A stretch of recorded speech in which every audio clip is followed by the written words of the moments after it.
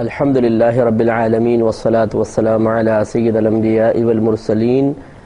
اما بعد فاعوذ باللہ من الشیطان الرجیم بسم اللہ الرحمن الرحیم۔ الحمدللہ الحادی پروگرام میں حضرت ابراہیم علیہ السلام کا تذکرہ چل رہا تھا۔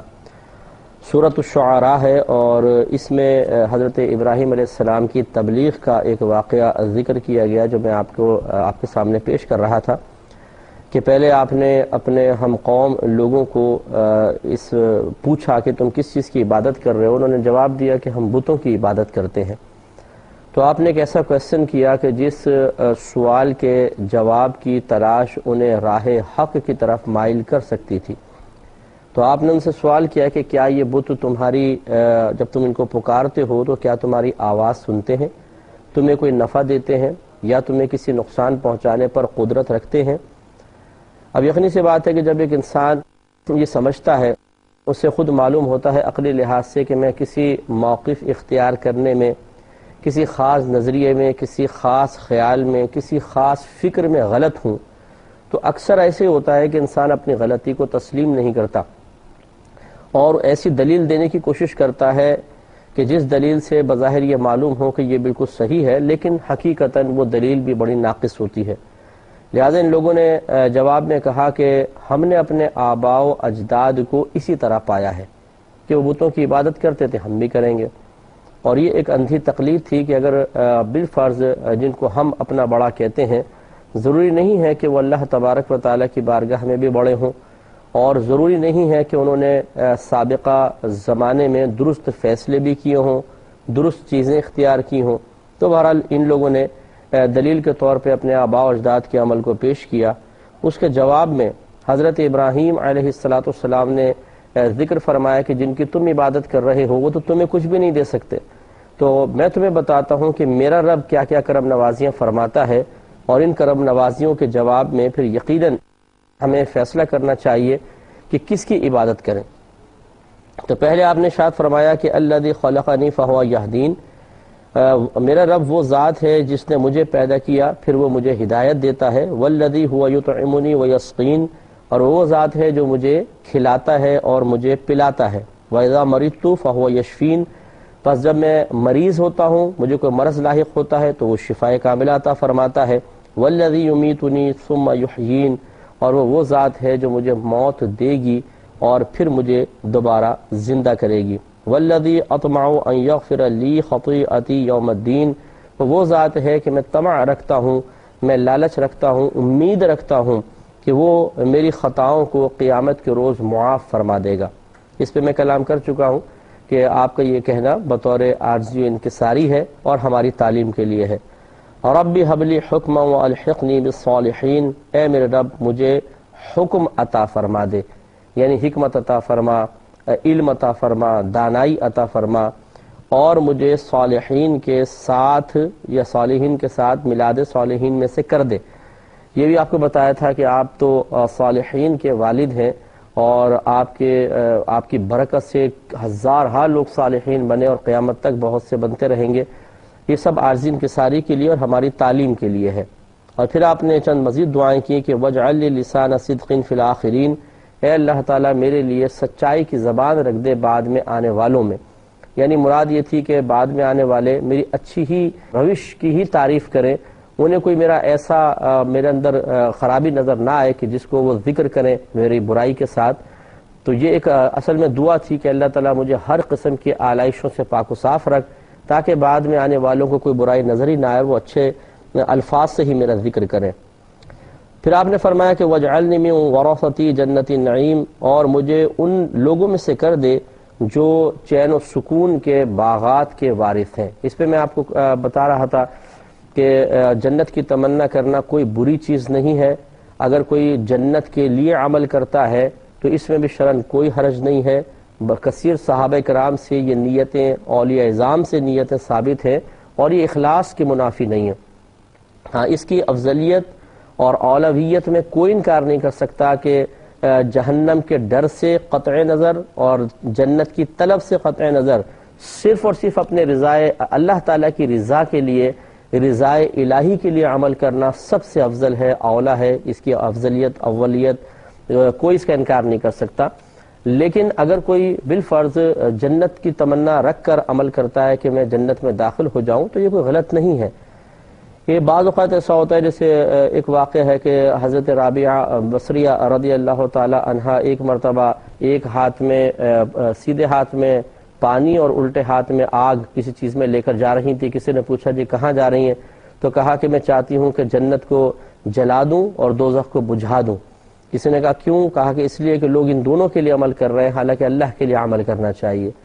تو مسئلہ یہ ہے کہ اس قسم کی چیزوں کو دلیل بنا کے بعض لوگ معاذ اللہ جنت کی تمنا کو تضحیکی انداز میں ذکر کرتے ہیں اور بولتے ہیں کہ یہ اخلاص کے منافی ہے۔ یہ وہ لوگ ہوتے ہیں جنہوں نے شریعت کو اچھی طرح سمجھا نہیں ہوتا۔ اسی طرح اکابرین کے معاملات کو بغیر تشریح کے سمجھنے کی کوشش کرتے ہیں تو خود بھی گمراہ ہوتے ہیں، دوسروں کو گمراہ کرتے ہیں۔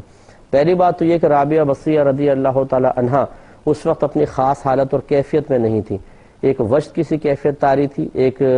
مدہوشی سی طاری تھی، جس کو آپ جذب کی کیفیت کہتے ہیں اصطلاح تصوف میں، کہ جس وقت انسان کو کامل ہوش نہیں ہوتا اور وہ خاص کیفیت میں خاص حالت میں ہوتا ہے، اور اس وقت اس کے زبان سے نکلنے والے کلمات ایسے ہوتے ہیں کہ جو مطلب خواص کے لیے صحیح بات ہے کہ ہوتے ہیں، وہ خواص والے ہی کلام ہوتا ہے، کیونکہ اس وقت ایک اللہ تعالیٰ کی طرف استغراق کا عجیب و غریب عالم ہوتا ہے۔ اس میں آپ نے اس طرح بات کہی، یہ نہیں ہے کہ عالم ہوش میں آپ نکل رہی تھیں اور لوگ دیکھ رہے تھے، مرد حضرات دیکھ رہے تھے، اور وہ اللہ کی ولیہ بے پردہ لوگوں کے درمیان سے گزرتی جا رہی تھیں۔ وہ اللہ کی ولیہ تھیں، اور اللہ کی ولیہ غیر مردوں کے سامنے تو نہیں آئیں گی۔ تو وہ اس لیے ذرا تمام واقعات کو ہر پہلو سے دیکھنا چاہیے۔ اور پھر کثیر، جیسے میں نے آپ کو عرض کیا، کئی صحابہ کرام سے ثابت ہے کہ انہوں نے جنت کی تمنا میں عمل کیے۔ جیسے صحیح حدیث میں آتا ہے کہ ایک شخص ایمان لے کر آئے، جہاد میں تشریف لے گئے، جب جنگ شروع ہوئی تو انہوں نے نبی کریم صلی اللہ علیہ وسلم کی خدمت میں حاضر ہو کے پوچھا کہ یا رسول اللہ صلی اللہ علیہ وسلم، اگر میں شہید ہو جاتا ہوں تو میرے لیے کیا ہے؟ تو سرکار نے ارشاد فرمایا تمہارے لیے جنت ہے۔ ان کے ہاتھ میں کھجور تھی، کہا کہ اگر اس کے شہادت کے بدلے میں جنت ہے تو پھر یہ کھجور کھانے میں بھی میں وقت گزارنا نہیں چاہتا ہوں، اور کھجوریں وہیں پھینکی، جنگ کی، اور آپ نے جام شہادت نوش فرما لیا۔ تو نبی کریم صلی اللہ علیہ وسلم نے ارشاد فرمایا کہ انہوں نے بہت کم وقت میں بہت کچھ پا لیا۔ تو اب یہ جنت کی بظاہر وہ یہ کہہ کر گئے کہ مجھے اچھا جنت ملے گی، تو وہ گئے اور شہید ہو گئے۔ گویا کہ ان کی شہادت کی حصول کی تمنا جنت کے لیے تھی، اگرچہ اللہ تبارک و تعالی کی رضا کا یقیناً ارادہ ہوگا۔ اور اگر آپ غور کریں تو جو جنت کے لیے عمل کرے یا دوزخ سے بچنے کے لیے عمل کرے، وہ رضائے الہی کے لیے ہی عمل کر رہا ہے۔ اس لیے کہ جنت کے لیے جب کوئی عمل کرے گا تو جنت اسی کو حاصل ہوگی جس سے اللہ تعالیٰ راضی ہے۔ گویا کہ جنت میں جانے کی تمنا حقیقتاً اللہ تعالیٰ کی رضا کے حصول کی ہی تمنا ہے۔ اور اسی طریقے سے اگر کوئی جہنم سے ڈرے گا اور اس سے بچنے کے لیے عمل کر رہا ہے تو جہنم سے وہی بچے گا جس سے اللہ تعالیٰ راضی ہے۔ گویا کہ اس میں سے بھی وہ اللہ تبارک و تعالیٰ کی رضا کو حاصل کرنا چاہتا ہے۔ تو خلاصہ کلام یہ کہ معلوم یہ ہوا کہ ایک ہے مکمل طور پہ توجہ صرف اور صرف اللہ تبارک و تعالیٰ کی رضا کی طرف رکھنا براہ راست یہ افضل اور اولیٰ ہے۔ اور اگر جنت کے حصول کی تمنا یا دوزخ سے ڈر اور دوزخ سے بچنے کے جذبے کو وسیلہ بناتے ہوئے رضا الہی کی طرف آئیں تو یہ کم اولیٰ صورت ہے، لیکن معال اور نتیجہ دونوں کا ایک ہے۔ لہٰذا ہرگز ان کے لیے کوئی تضحیکی پہلو نہیں نکالنا چاہیے، اور نہ ایسا شخص کوئی معاذ اللہ کمتر اور حقیر ہے۔ اس میں تانہ زنی صحابہ کرام کی طرف بھی ہو سکتی ہے۔ تو آپ نے دیکھیں دعا کی کہ اللہ تعالیٰ مجھے چین و سکون کے باغات کے وارثوں میں شامل فرما دے، اور پھر دعا کی وغفر لی ابی انہ کان من الضالین، اے اللہ میرے والد یعنی چچا کی بخشش فرما دے، بے شک وہ گمراہوں میں سے ہے۔ تو یہ میں نے پہلے آپ کو عرض کر چکا ہوں کہ یہ آیت پہلے ممانعت نہیں تھی کافر شخص کے لیے دعائے مغفرت کرنے کی، لیکن بعد میں جب دیگر آیا بعد میں اللہ تبارک و تعالیٰ نے خود ابراہیم علیہ السلام کو بھی منع فرما دیا تھا، اور اللہ تعالیٰ نے قرآن عظیم میں بھی یہ واضح طور پہ بیان فرما دیا ہے کہ جو شخص کافر ہو اور پھر اسی حالت میں مر جائے وہ کبھی بھی نجات نہیں پا سکتا ہے۔ تو اب اگر اس کے لیے دعائیں مغفرت کریں گے تو گویا کہ خدا نہ خواستہ ہم اللہ تعالیٰ کے وعدے پر شک کر رہے ہیں، اور اللہ تعالیٰ کے وعدوں پر، اللہ تعالیٰ کی خبر پر شک کفر ہے۔ وَلَا تُخْزِنِي يَوْمَ يُبْعَثُونَ، پھر آپ نے مزید دعا کی کہ اے اللہ مجھے جس دن سب اٹھائے جائیں اس دن رسوا نہ کرنا۔ اب آپ خود غور کریں کہ ایک اللہ کے نبی ہیں، اتنا بڑا منصب ہے، حق پر قائم ہے، پھر عارض انکساری کا یہ عالم ہے کہ یہ خوف دل میں محسوس فرما رہے ہیں کہ میدان محشر میں بہت سے لوگ رسوائی میں، ذلت میں مبتلا ہوں گے، تو اپنے لیے ڈر رہے ہیں کہ اللہ تعالیٰ مجھے ان میں شامل نہ فرمانا، مجھے میدان محشر میں رسوا اور شرمندہ نہ کروانا، یعنی گویا کہ مجھے ایسے کاموں کی توفیق عطا فرما، اور جو تو نے ذمہ داری مجھے عطا فرمائی ہے اسے اس انداز سے ادا کرنے کی توفیق دے دے کہ میدان محشر میں کوئی کوتاہی میری ایسی ظاہر نہ ہو کہ مجھے شرمندگی اور رسوائی کا سامنا کرنا پڑے۔ تو حقیقتاً آپ کیا کوتاہی کریں گے، انبیاء علیہ السلام تو معصوم ہیں۔ یہ وہی دو پہلو یہاں پر بھی ہیں کہ ایک تو عاجزی اور انکساری، اور دوسرا تعلیم امت، یعنی بعد میں آنے والوں کے لیے آپ یہ تعلیم چھوڑ رہے ہیں۔ تو دونوں صورتوں میں آپ دیکھیں، ایک عاجزی انکساری کہ انسان کثیر عمل کرنے کے باوجود، کثیر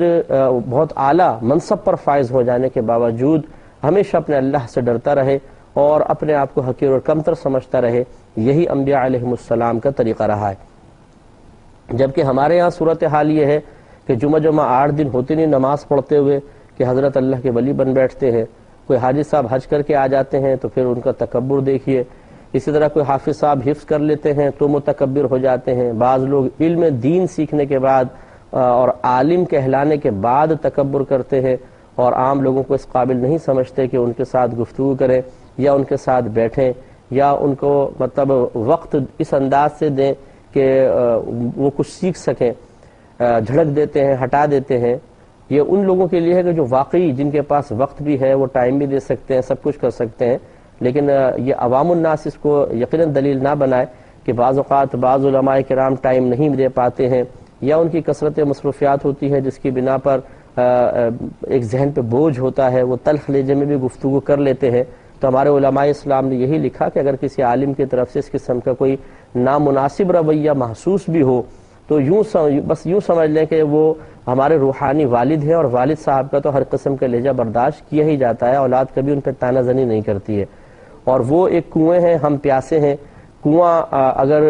مثال کے طور پہ کنویں کے قریب قریب کانٹے ہوں اور پانی اندر سے نکالنے میں ہمیں تھوڑی تکلیف اور مشقت کا سامنا بھی کرنا پڑے، مثلا بہت ہی گہرا کنواں ہے اور بڑی طاقت لگانی پڑتی ہے اور ہاتھ وغیرہ دکھ جاتے ہیں، لیکن اس کے باوجود مطلب تو ہمارا ہی ہے، پانی نہیں ملے گا تو پیاسے مر جائیں گے۔ تو اس لیے اس قسم کے اگر کوئی ایسا علماء ہے تو بہرحال ان کی تھوڑی بہت تلخی کو برداشت کرنا چاہیے اور ہرگز ان کی غیبت میں مبتلا نہیں ہونا چاہیے۔ یہ بہت بڑا گناہ کبیرہ ہے۔ عام مسلمان کی غیبت بھی گناہ کبیرہ ہے، تو پھر آپ کو سوچئے کہ عالم دین کی غیبت کتنی بڑی ہوگی۔ تو یہ میں ضمناً احتیاطاً آپ کو تھوڑا سا میں نے گزارش کر دی ہے، ورنہ ہم گزارش کر رہے ہیں علماء کرام کی خدمت میں کہ بہرحال کوشش یہی ہونی چاہیے کہ اگر وقت ہے تو لوگوں کو وقت بھی دیں، ٹائم بھی دیں، اور انہیں اس قابل سمجھیں کہ وہ ہم سے گفتگو کر سکیں۔ اسی طریقے سے بعض حضرات ہوتے ہیں کہ غریبوں کی امداد کی، تھوڑا بہت نیک عمل کیا، اس کے بعد وہ اپنی آخرت میں گرفت سے بالکل غافل ہو جاتے ہیں اور وہ سمجھتے ہیں کہ اب ہم نے اپنے آخرت کو بہت ہی محفوظ کر لیا ہے۔ چنانچہ نماز پڑھنے والا، حج کر لینے والا، حافظ قرآن، عالم دین، اسی طرح لوگوں کو کھانے وغیرہ کھلانے والا، کچھ دیگیں پکا دیں خاص ایونٹس پر، اور بیواؤں کی امداد کرنے والا، بہت ہی کم ہم ایسے لوگوں کو ڈرتے ہوئے دیکھیں گے کہ وہ کبھی خوف میں، حقیقتاً خوف میں مبتلا ہوئے ہوں۔ ایک ہوتا ہے لوگوں کے سامنے دعا کے اندر ایسے الفاظ ادا کرنا جیسے محسوس ہو کہ جی خوف ہے، اور ایک ہے کہ تنہائی کے اندر انسان بیٹھا ہے اور دل پہ ایک دم ایک کیفیت طاری ہوئی کہ اللہ تعالیٰ مجھے پکڑ نہ لے، میری گرفت نہ ہو جائے، پتہ نہیں میدان معاشر میں میرے ساتھ کیا ہوگا، یا واقعی مطلب اگر ہم بالفرض ہم سے کوئی غلطی ہو جائے کہ ہم کسی کی دل آزاری کے مرتکب ہو گئے، ہم نے کسی کے ساتھ ناجائز کر دیا، تو اس قسم کے لوگ جو ہیں وہ معافی طلب کرنے میں بہت ہی دیر لگاتے ہیں، غفلت کا شکار ہوتے ہیں، اور کبھی تو ایسا بھی ہوتا ہے کہ باطنی بڑاپن اور تکبر معافی طلب کرنے کی طرف مائل ہونے نہیں دیتا ہے۔ ہم معافی مانگیں، میں نماز پڑھتا ہوں، یہ بے نمازی ہے، میں حافظ قرآن ہوں اور یہ تو عام سے لوگ ہیں، میں نے تو 10 حج کیے ہوئے ہیں اور یہ تو ایک حج کی بھی سعادت عمرہ تک اس نے نہیں کیا ہے، تو میں اس سے معافی مانگوں۔ تو یوں بعض اوقات ہوتا ہے کہ تکبر کی وجہ سے پھر انسان معافی تک بھی نہیں مانگتا ہے۔ تو خلاصہ کلام یہ ہے کہ ابراہیم علیہ السلام منصب نبوت پر فائز ہونے کے باوجود اور آپ کے بعد جتنے بھی نبی آئے ہیں سب کے سب آپ کی نسل سے تھے. تو اتنے عظیم والد آپ خود سوچئے کہ ان کا کیا مقام و مرتبہ ہوگا، لیکن اس کے باوجود وہ ڈر رہے ہیں، اور ہماری حالت یہ ہے. اسی طریقے سے بہت ہی معذرت کے ساتھ مشائخ اعظام کا معاملہ بھی بڑا نازک ہے. میری زندگی میں الحمدللہ چونکہ میں اسی فیلڈ سے تعلق رکھتا ہوں، ایسا نہیں ہے کہ خوف خدا رکھنے والے پیر اعظام، مرشدان کرام اور مشائخ اعظام اب موجود نہیں ہیں، ایسا نہیں ہے. بہت اچھے لوگ موجود ہیں، لیکن صحیح بات ہے کہ ہر جگہ موجود نہیں ہے.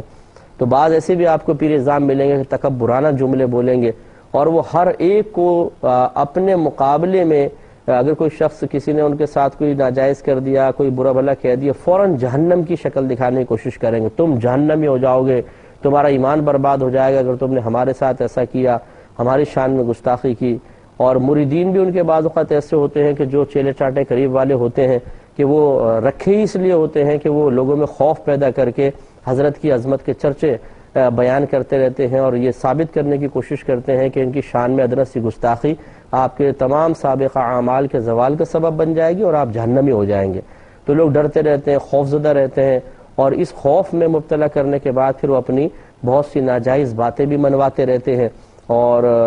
جو ان کا حق نہیں ہے اس کو اپنا حق کہہ کر بیان کرتے ہیں. تو اس قسم کے بہت سارے واقعات بہرحال ہماری زندگی میں آئے ہیں. تو خلاصہ کلام یہ ہے کہ ایسا بھی نہیں ہونا چاہیے. میرا رہنما کوئی اور ہے. جو جتنا بڑے منصب پر ہوگا، یاد رکھیں اس میں خوف خدا اتنا ہی زیادہ ہونا چاہیے، اور اتنی ہی عاجزی کی ساری ہونی چاہیے. لیکن ہم عوام کی خدمت میں ضرور یہ گزارش کریں گے کہ آپ برائے مہربانی اس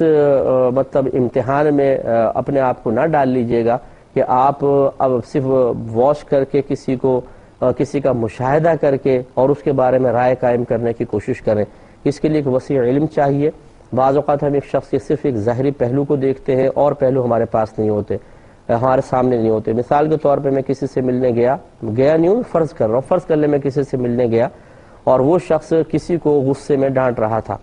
اور میں نے اس کو دیکھا اور واپس آ گیا. اب کسی نے مجھ سے پوچھا جی کیسا آپ نے پایا؟ میں نے کہا بھائی وہ تو بڑے جلالی آدمی ہے، بہت غصیلے آدمی ہے. تو آپ خود سوچئے کہ ایک دفعہ کی صرف ایک نظر ڈالنا اور اس وقت کی موجودہ حالت سے میں نے کیسے اندازہ کر لیا کہ وہ بہت غصے والے ہیں. ہو سکتا ہے وہ جائز بھی غصہ کر رہے ہوں. جلال میں تو ہمارے نبی کریم صلی اللہ علیہ وسلم بھی تشریف لائے ہیں، اور بڑے غضب میں، اتنا بعض اوقات آپ نے غضب فرمایا کہ سیدہ عائشہ صدیقہ رضی اللہ تعالی عنہا نے اس طرح تعبیر کیا کہ آپ کے چہرے پہ جلال اتنا تھا، ایسا سرخ چہرہ ہو گیا تھا کہ جیسے انار کے دانے آپ کے گالوں پر نچوڑ دیے گئے ہوں، اتنا سرخ. یعنی ایسے بھی جلال میں سرکار تشریف لائے، لیکن اللہ کی رضا کے لیے، حق کی خاطر. جب دین کے کام میں کوتاہی ہو رہی ہو، جب کسی بڑے فتنہ فساد کے اندر مبتلا ہونے کا امت کا اندیشہ ہو، تو سرکار صلی اللہ علیہ وسلم اس خلاف شرع کام پر، یا پھر جو مطلب غلطی ایسی جو نادانستہ طور پر ہو رہی ہے لیکن اس کے اثرات بہت دور تک پہنچنے والے تھے، اس پہ جلال کا اظہار فرماتے تھے. تو معاذ اللہ ثم معاذ اللہ کہ اگر اس وقت سرکار کو دیکھتا کہ آپ جلال میں ہیں اور پھر بس دیکھ کے دور سے ہٹ کر یہ رائے قائم کرتا کہ آپ تو بہت جلال میں رہتے ہیں، بہت جلالی ہیں، اور آپ اس وقت اظہار ناراضگی فرما رہے تھے، آپ متبعین کو ڈانٹتے ہیں، تو کیا اس کی رائے درست ہوگی؟ یقینی سی بات ہے نہیں. اس طرح آپ اپنے بارے میں بھی غور کریں، جو ہمارے سننے والے ہیں، آپ کی مختلف اوقات میں کچھ خاص کیفیات ہوں گی. کبھی آپ غصے میں ہوتے ہیں، کبھی آپ ہنسی مذاق کر رہے ہوتے ہیں، کبھی زور زور سے قہقہ لگا رہے ہوتے ہیں، کبھی اور کوئی صورتحال ہوتی ہے. اگر خاص اس وقت آپ کو کوئی دیکھ کر اور آپ کی مطلب پوری زندگی کو دیکھے بغیر، آپ کے پورے معمولات کو جانے بغیر، اس ایک نظر یا ایک محفل سے آپ کی شخصیت کے بارے میں رائے قائم کر لے، تو کیا آپ اسے اپنے لیے مناسب تصور کریں گے؟ بھئی یہی ہوتا ہے. کسی کو ہم نے فون کیا، اس نے ڈانٹ دیا، ہم اس کے بارے میں فوراً ایک تصور قائم کر لیتے ہیں جی سخت مزاج ہے، بد دماغ ہے، متکبر ہے، غرور ہے. کسی کے پاس گئے، اس نے ملنے کے لیے ٹائم نہیں دیا، جی وہ تو بڑے متکبر ہو گئے ہیں. اتنی سی باتوں سے کیسے اندازہ کیا جا سکتا ہے؟ اور ایسے صرف چھوٹی چھوٹی باتوں سے وہی رائے قائم کرتا ہے کہ جس سے کوئی شعور نہیں ہوتا، اور بے شعور آدمی کی رائے کا کوئی اعتبار نہیں ہوتا. اس کو سمجھنے کی ضرورت ہے. انشاءاللہ زندگی رہی تو نیکسٹ پروگرام میں مزید اس پر کلام کریں گے. اللہ تعالیٰ آپ کو اگلا پروگرام دیکھنے کی بھی توفیق عطا فرمائے. آمین. وآخر دعوانا ان الحمدللہ رب العالمین. میرا راہ اور ہے. الحمدللہ رب العالمین والصلاة والسلام علی سید الانبیاء والمرسلین.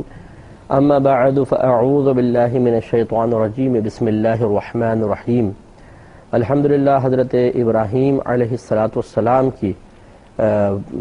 مدح ثنا اور آپ کے مختلف زندگی کے معاملات کے سلسلے میں قرآن میں ذکر کردہ یا نازل کردہ آیات پر کلام چل رہا تھا. آپ کو معلوم ہے کہ الہادی پروگرام میں ہم قرآن کی کسی ایک موضوع کا انتخاب کرنے کے بعد مستند تفاسیر کی روشنی میں ان کی شرح بیان کرتے ہیں.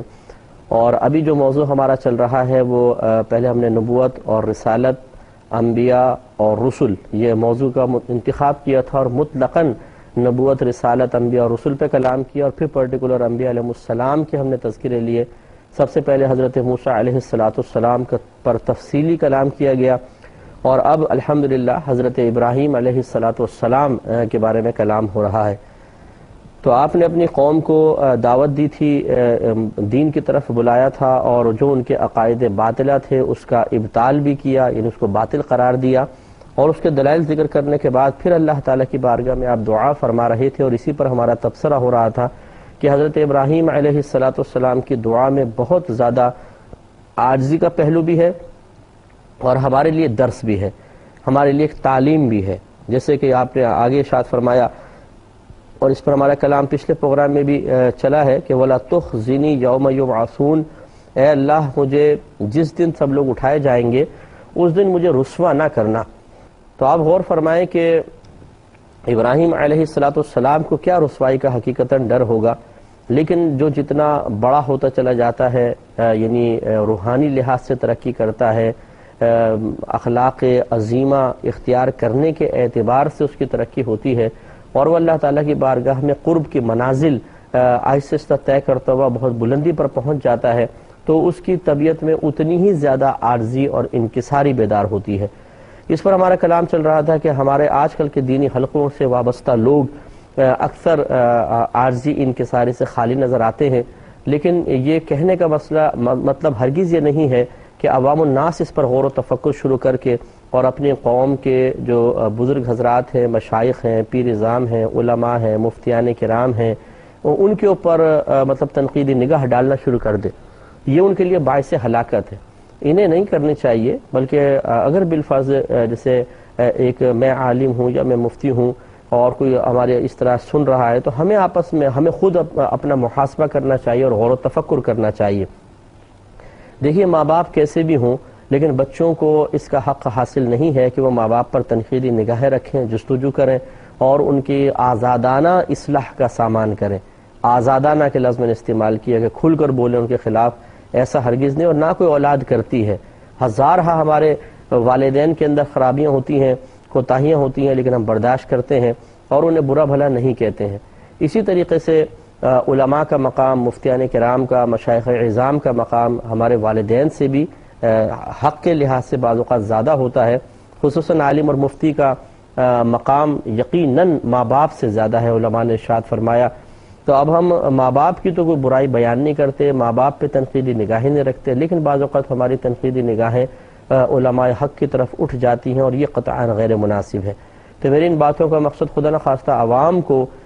مطلب اپنے زمانے کے جو معظم دینی کہلاتے ہیں، دینی طبقے سے تعلق رکھنے والے حضرات، ان کے محاسبے کی دعوت دینا نہیں ہے کہ آپ کریں. اس لیے کہ میں نے آپ کو بتایا کہ ہمارے عوام الناس جو ہے وہ اپنی رائے قائم کرنے کے سلسلے میں اتنی محتاط نہیں ہوتی، بلکہ ان کو یہ طریقہ بھی نہیں آتا کہ کسی کے بارے میں اچھی یا بری رائے قائم کرنے کا طریقہ اور سلیقہ کیا ہے، انہیں نہیں معلوم ہوتا. نتیجہ یہ نکلتا ہے کہ بس وہی ایک ٹیلی فون پر بات،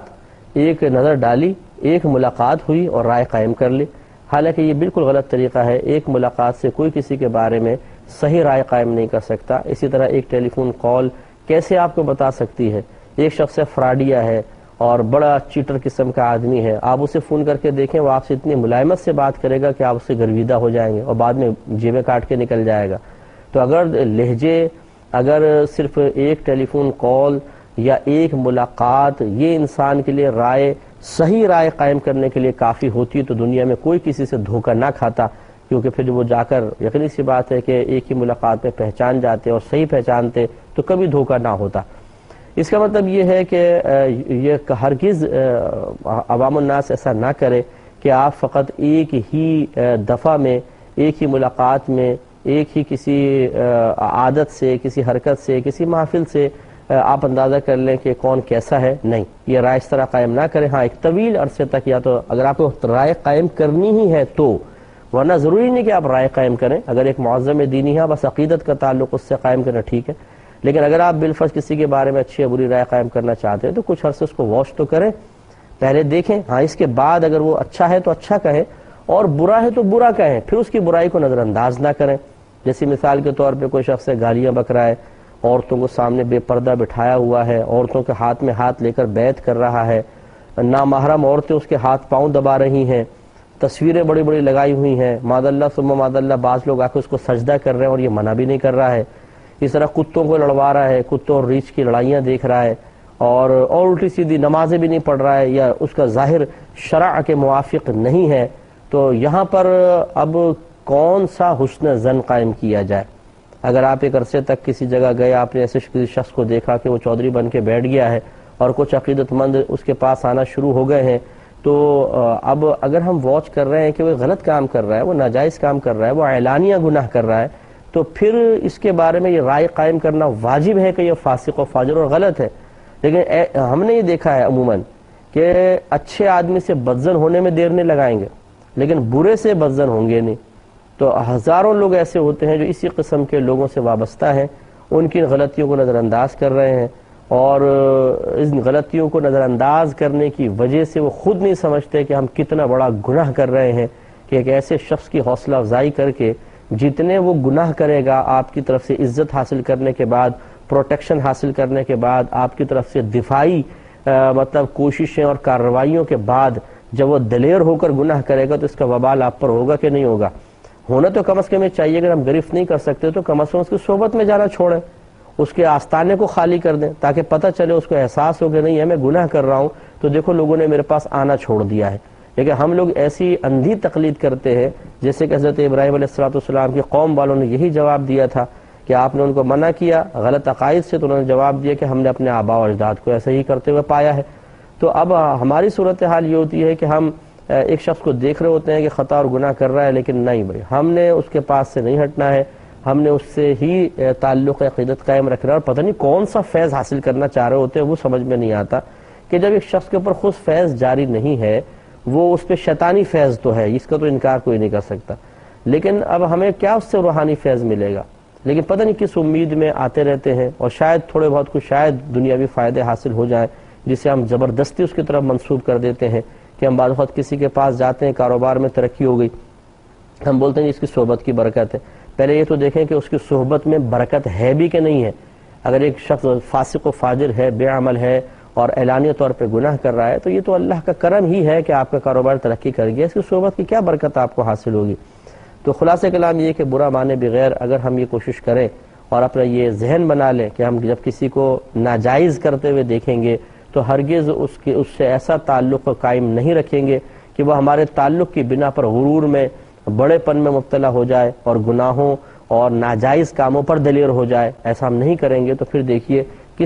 کیسے سیدھے ہوتے ہیں۔ لیکن ہماری سادہ لوہیاں، اور بلکہ اس کو ہم بے وقوفی ہی کہیں گے، ہماری بے وقوفیوں کی بنا پر ہزاروں لوگ فسق و فجور کے باوجود بھی عزتیں سمیٹ رہے ہیں، اور وہ لوگوں کی جیبیں خالی کر رہے ہیں، اور لوگوں کی عزتیں ان سے محفوظ نہیں ہیں۔ میں تو جانتا ہوں کہ کس قسم کے معاملات ہو رہے ہیں اس وقت معاشرے میں، عزتیں لوگوں کی محفوظ نہیں ہیں، لیکن ہم آنکھیں بند کیے ہوئے ہیں۔ میدان معاشر میں پتہ چلے گا کہ کیا ہوتا ہے۔ جیسے یا پھر آگے میں دیکھیں اللہ تعالیٰ نے کیا ارشاد فرمایا، ارشاد ہوتا ہے، حضرت ابراہیم علیہ السلام ہی عرض کر رہے ہیں کہ وَلَا تُخْزِنِي يَوْمَ يُبْعَثُونَ يَوْمَ لَا يَنْفَعُ مَالٌ وَلَا بَنُونَ، کہ اللہ تعالیٰ تو مجھے اس دن رسوا نہ کرنا جس دن تمام لوگ اٹھائے جائیں گے، اور وہ دن کہ جس دن نہ مال کام آئے گا اور نہ بیٹے کام آئیں گے۔ یعنی معلوم یہ ہوا کہ اس دن پھر یہ اس قسم کے جو جعلی قسم کے لوگ ہیں، ڈبے پیر ہیں، اور لوگوں کی جیبیں خالی کروانے کے لیے انہوں نے آستانے قائم کر لیے ہیں، اور لوگ سادہ لوہی اور بے وقوفی میں ان کے ہاتھوں لٹ رہے ہیں اور گناہوں پر دلیر ہو کر بھی یہ سمجھ رہے ہیں کہ شاید اللہ تعالیٰ ان کی صحبت کی برکت سے ہمیں فوراً جنت عطا فرما دے گا، تو یہ آخرت میں کوئی کام نہیں آئیں گے، بلکہ آپ سے بیزار ہوں گے اور آپ ان سے بیزار ہوں گے۔ اس لیے برا نہ مانے، کوئی ناراض نہ ہو، لیکن ہمارے لیے معیار شریعت ہے۔ اللہ تبارک و تعالی اور اس کے رسول کریم صلی اللہ علیہ وسلم نے جو کچھ فرمایا وہ ہمارے لیے مطلب سمجھ لے ایک ترازو ہے، ایک میزان ہے، ہم اس پر لوگوں کو تولیں گے، یہ ایک اسٹینڈرڈ ہے، معیار ہے، اس پر جو پورا اترے گا وہ ہمارے سر آنکھوں پر نہیں اترے گا تو ہم اس سے عقیدت قائم نہیں رکھیں گے۔ اس لیے کہ دیکھیں میں ایک کویسچن اور مزید کرتا ہوں اپنے سننے والوں سے کہ آپ اگر اس قسم کے کسی شخص سے محبت رکھتے ہیں تو کیوں رکھتے ہیں؟ اللہ کے لیے رکھتے ہیں یا کچھ دنیاوی اپنے نفسانی غرض کی وجہ سے رکھتے ہیں؟ تو جواب دیا جائے گا جی اللہ کے لیے۔ جب اللہ کے لیے محبت رکھتے ہیں تو پھر اللہ تبارک و تعالی نے جس سے محبت رکھنے کا حکم دیا اس سے محبت رکھیں، اور جس سے نفرت کرنے کا حکم دیا، جس کی تعظیم نہ کرنے کا حکم دیا، اس سے نفرت رکھیں اور اس کی تعظیم نہ کریں۔ تو اس قسم کے فساق و فجار جو عورتوں کو سامنے بٹھائے ہوئے ہیں، بے پردہ عورتیں ان کے سامنے ہیں، یہ منہ سے گالیاں بک رہے ہیں، نمازیں قضا کر رہے ہیں، چرس کے سٹے لگ رہے ہیں، ان کی صحبت میں دیکھ لیں آپ کو نیک لوگ کم نظر آئیں گے، بدمعاش قسم کے لوگ زیادہ نظر آئیں گے۔ یہ کیا اللہ کا پیارا ہو سکتا ہے؟ اگر آپ کہتے ہیں اللہ کا یہ پیارا ہو سکتا ہے تو معاذ اللہ پھر تو یہ تو اسلام کا مذاق اڑانا ہو گیا۔ تو اس لیے اس قسم کے لوگوں سے دور رہنے میں ہی عافیت ہے، اور مجھے پتہ ہے کہ اگر کوئی اس قسم کا یہ ہمارا بیان سن رہا ہے پہلی بات تو سنے گا ہی نہیں، توفیق الہی نہیں ہوگی، اور سنے گا تو برا بھلا کہہ رہا ہوگا، لیکن ہمیں اس کی پرواہ نہیں ہے کہ کون ہمیں کیا کہتا ہے کیا نہیں۔ ہمارا کام تو ہے ایک صحیح چیز آپ تک پہنچانا، تاکہ میدان معاشر میں آپ ہی لوگ یہ نہ کہیں کہ جی ہمیں تو بتایا نہیں گیا تھا، ہم نے آپ کو بتا دیا، اب آپ کی مرضی ہے۔ ایسے تعلق عقیدت قائم رکھیں۔ اگر چند دنیاوی نفع جو حقیقتاً دے تو اللہ رہا ہے، لیکن آپ ان کی طرف منسوب کر کے سمجھتے ہیں کہ ان نفعوں کی وجہ سے ان کی تمام غلطیوں کو نظر انداز کر دیا جائے تو ٹھیک ہے، پھر آپ کی مرضی ہے، اور پھر میدان معاشر میں آپ خود جواب دیں گے۔ یہ بھی بڑی قابل توجہ بات ہے کہ میدان معاشر وہ ہے کہ نہ اس دن کوئی مال کام آئے گا اور نہ بیٹے کام آئیں گے۔ کہنے کا مطلب یہ ہے کہ اگر کوئی شخص نافرمانی کر کے اللہ کی بارگاہ میں گیا، اس نے اپنے عقیدے کو درست نہ کیا، اعمال کی اصلاح نہ کی، تو ایسا نہیں ہو سکتا کہ وہ میدان محشر میں پہنچ کر اللہ تعالیٰ کی بارگاہ میں اپنا مال بطور فدیہ پیش کر دے کہ اللہ تعالیٰ سے قبول فرما لے، اس لیے کہ وہاں مال ہوگا ہی نہیں۔ دوسرا، اگر یہ کوئی شخص دنیاوی لحاظ سے اپنے آپ کو محفوظ تصور کرتا ہے، افرادی قوت کی وجہ سے، ایک بڑی برادری کی وجہ سے، بڑے خاندان کی وجہ سے، اپنے بیٹوں کی کثرت کی وجہ سے، اور اب اس کے بعد اس کا گمان یہ ہے کہ میدان محشر میں بھی یہ تمام لوگ مجھے بچا لیں گے، تو یہ اس کی بھول ہے اور اس کی بے وقوفی پن ہے، کیونکہ میدان محشر میں اللہ تبارک و تعالی ہر ایک کو اکیلا اکیلا اپنے دربار میں بلائے گا اور وہاں اس کا حساب و کتاب ہوگا۔ تو وہاں یہ بیٹا بیٹی یا مطلب کسی پارٹی سے وابستگی، کوئی بڑا منصب عہدہ، پیچھے پوری نوکروں کی فوج، یا جو مطلب خوشامد پسند بظاہر ہم ان کو کہتے ہیں جو مخلصین کی فوج، یہ کچھ بھی کام نہیں آئیں گی، سب تو منہ چھپا کے بھاگیں گے کہ ایسا نہ ہو ہم سے کوئی نیکی مانگ لے۔ وہاں پھر اندازہ ہوگا اپنے ذلت کا، عاجزی کا، انکساری کا، کہ واقعی دنیا میں جو ہم نے غفلت کے ساتھ زندگی گزاری اور ان افرادی قوتوں کو دیکھ کر ہم یہ سمجھتے رہے کہ شاید یہ پروٹوکول ہمیں وہاں پر بھی مل جائے گا، یہ تو ایک دھوکہ رہا، یہ تو کچھ بھی نہیں ہوا۔ تو یہ ایسے اکثر وہی لوگ ہوتے ہیں جنہیں قرآن پڑھنے کی کبھی توفیق نہیں ہوتی، نہ قرآن سمجھا ہوتا ہے، نہ قرآن سنا ہوتا ہے ترجمہ تفسیر کے ساتھ، تو پھر کون دل ہلائے گا؟ قلبی کیفیات کون بدلے گا؟ ہماری کیفیتیں، ہماری طبیعتیں، ہماری سوچیں، ہماری فکریں، ہمارا زاویہ فکر چینج کیسے ہوگا جب تک کہ ہم اللہ تبارک و تعالیٰ کی اس انقلابی کتاب کو نہیں سمجھیں گے، کتاب کو نہیں سنیں گے؟ تو خلاصہ کلام یہ ہے کہ ابراہیم علیہ السلام کی اس دعا سے ہمیں بھی سبق حاصل کرنا چاہیے، اور میدان محشر کے لیے اپنے آپ کو اس انداز سے تیار رکھیں کہ وہاں جانے کے بعد رسوائی اور شرمندگی نہ ہو، بلکہ اللہ تعالیٰ کی بارگاہ میں پہنچے تو مطمئن طور پر پہنچے۔ اسی لیے دیکھیں آپ نے آگے شاد فرمایا کہ پہلے فرمایا کہ وَلَا تُخْزِنِي يَوْمَ يُبْعَثُونَ، اے اللہ مجھے جس دن سب لوگ اٹھائے جائیں گے اس دن رسوا مت فرمانا۔ یوم لا ينفع مال، جس دن کوئی مال نفع نہیں دے گا، ولا بنون، اور نہ بیٹے۔ پھر فرمایا الا من اتى اللہ بقلب سلیم، مگر وہ شخص جو سلامت دل لے کر اللہ کی بارگاہ میں حاضر ہوا۔ سلامت دل کا مطلب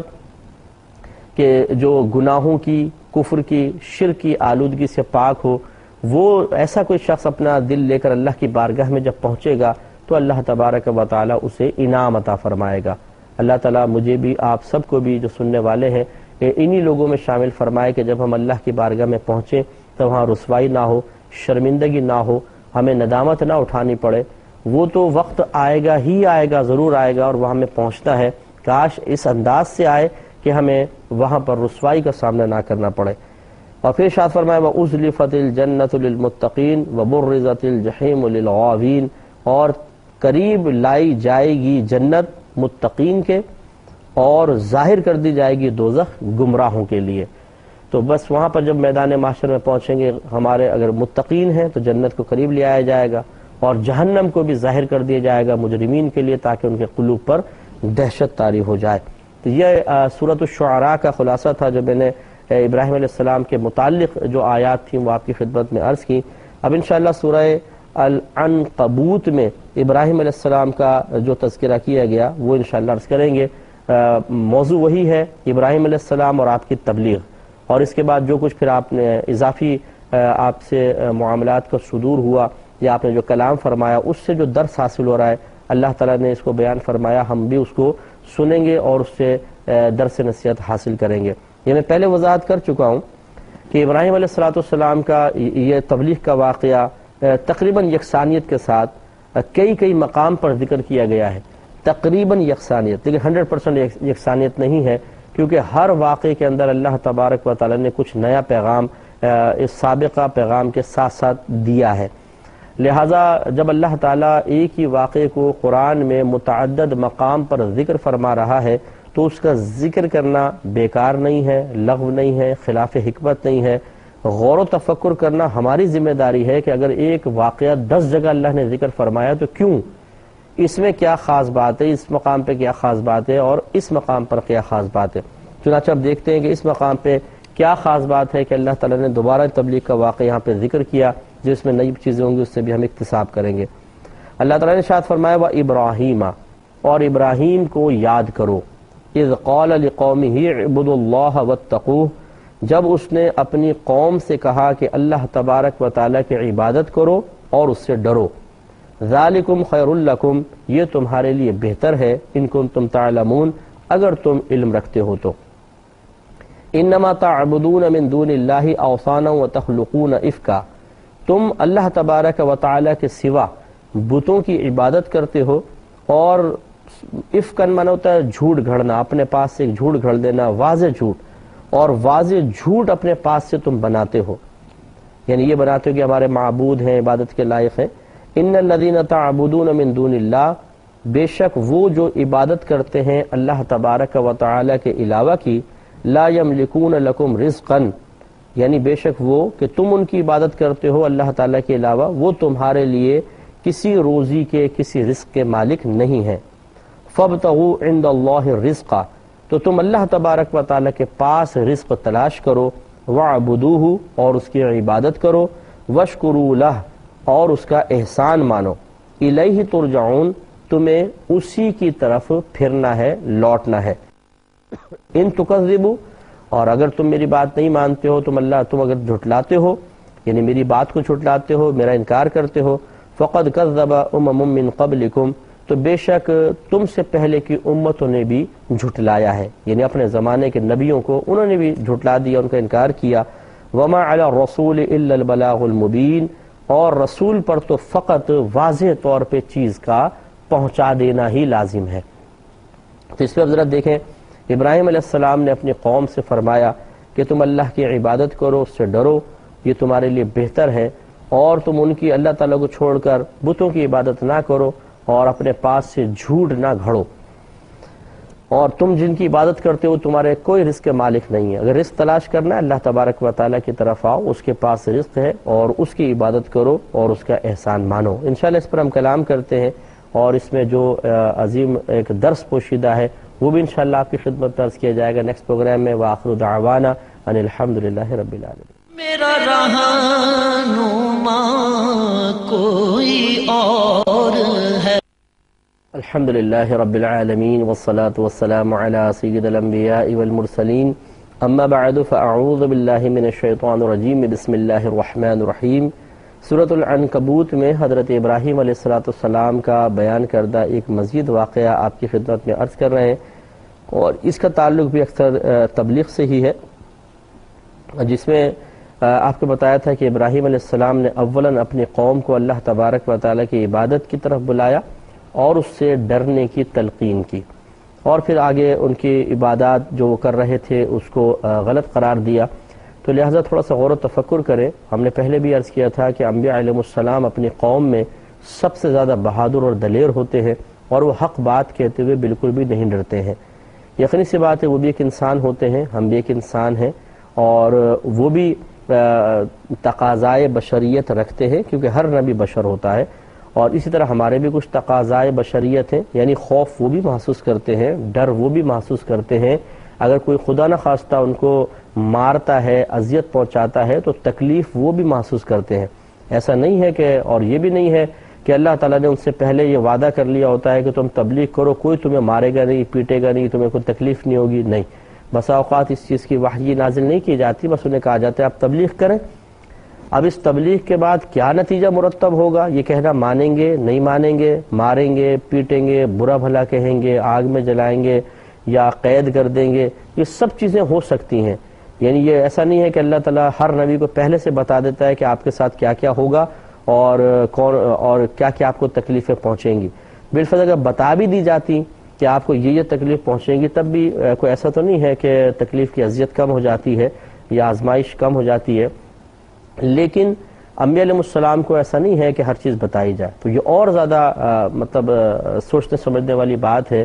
کہ وہ بشر بھی ہیں، یقینی سی بات ہے کہ ان کی بشریت ہم سے کامل ہوتی ہے، اس کا انکار نہیں کر سکتے،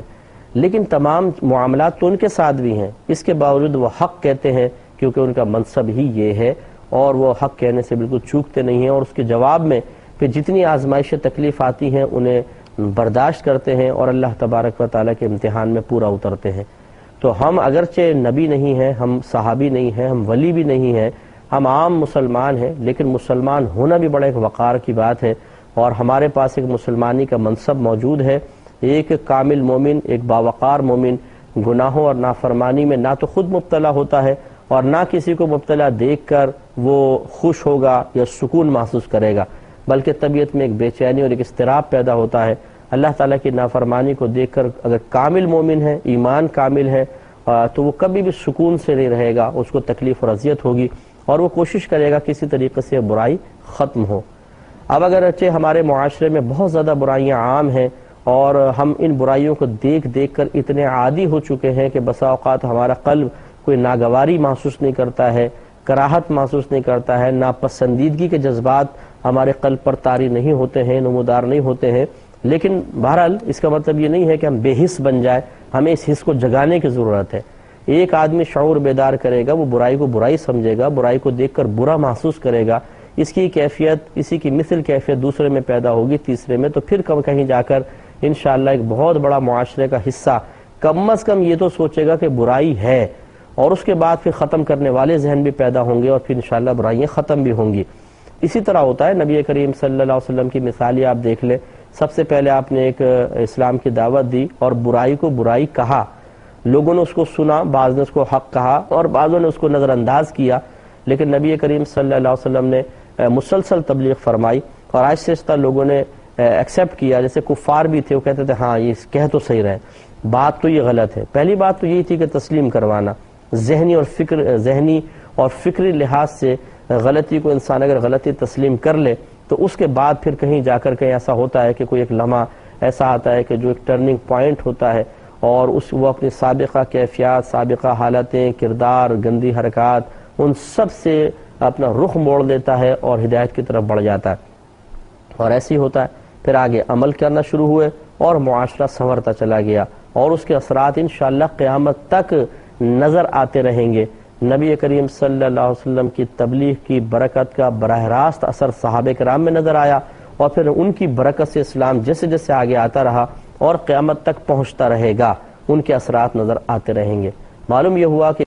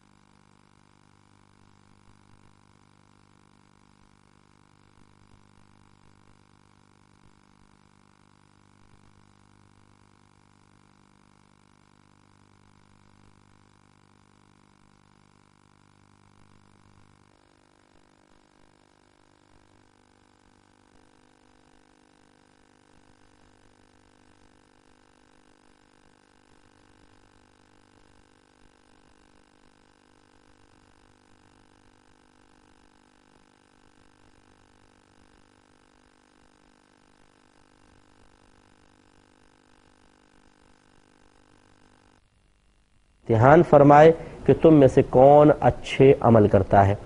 لہذا اللہ تعالیٰ نے امتحان کے لیے ہمیں بھیجا ہے، آزمائش کے لیے بھیجا ہے، عیش کرنے کے لیے نہیں، مزے کرنے کے لیے نہیں بھیجا ہے۔ تو اگر ہم یہ سوچیں کہ مجھے کوئی تکلیف ہی نہ پہنچے، کوئی امتحان ہی نہ مجھ سے لیا جائے، تو یہ بے وقوفی کی بات ہوگی۔ یہ بالکل ایسا ہی ہوگا جیسے ایگزامینیشن ہال میں کوئی نوجوان آ کے کرسی پر بیٹھے اور پھر یہ کہے کہ کاش یہاں مجھ سے کوئی امتحان نہ لیا جائے، اور جب کوئی پیپر امتحانی ایگزامینیشن پیپر اس کے سامنے رکھا جائے اور وہ کہے کہ یہ کیا مصیبت آ گئی ہے، کیوں مجھ سے امتحان لے رہے ہو، تو اس قسم کے وہ مطلب آبجیکشنز کرے تو آپ اس کو بے وقوفی کہیں گے، اس کو پاگل خانے میں جانے کا مشورہ دیں گے۔ تو اسی طرح جو ہمارے بہن اور بھائی اس دنیا میں آنے کے بعد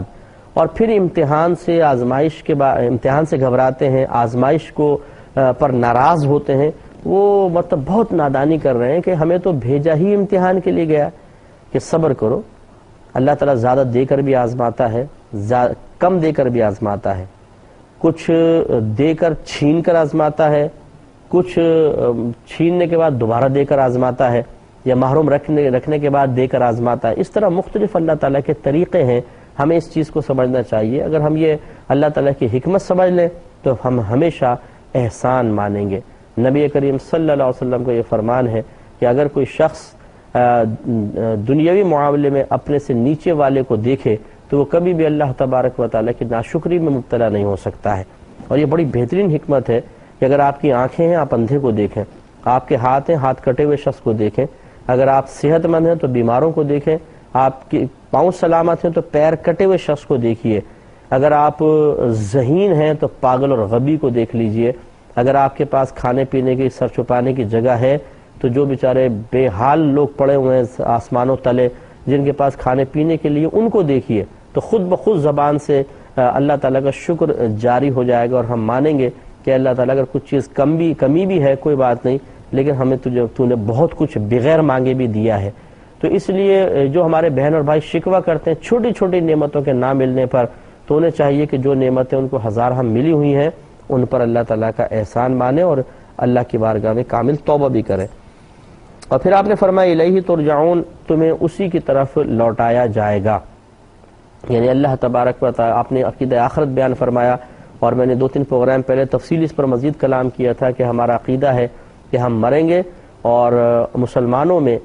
مرنے کے بعد دوسرے جنم کا کوئی تصور نہیں ہے۔ ہم انتقال کریں گے، ہمیں قبر میں رکھا جائے گا، یا جہاں بس مرنے کے بعد اور پھر ہزاروں سال کے بعد میدان محشر ایک قائم ہوگا، ایک میدان قائم ہوگا جس میں سب کو اٹھایا جائے گا۔ وہاں تک پہنچنے سے پہلے جو ہم عرصہ گزاریں گے وہ عالم برزخ کہلاتا ہے، اور وہاں اللہ تعالیٰ سب کو اٹھائے گا اور حساب و کتاب ہوگا۔ انشاءاللہ عز و جل اس پر بھی کلام کریں گے، لیکن نیکسٹ پروگرام میں وآخر دعوانا ان الحمدللہ رب العالمین۔ میرا رہا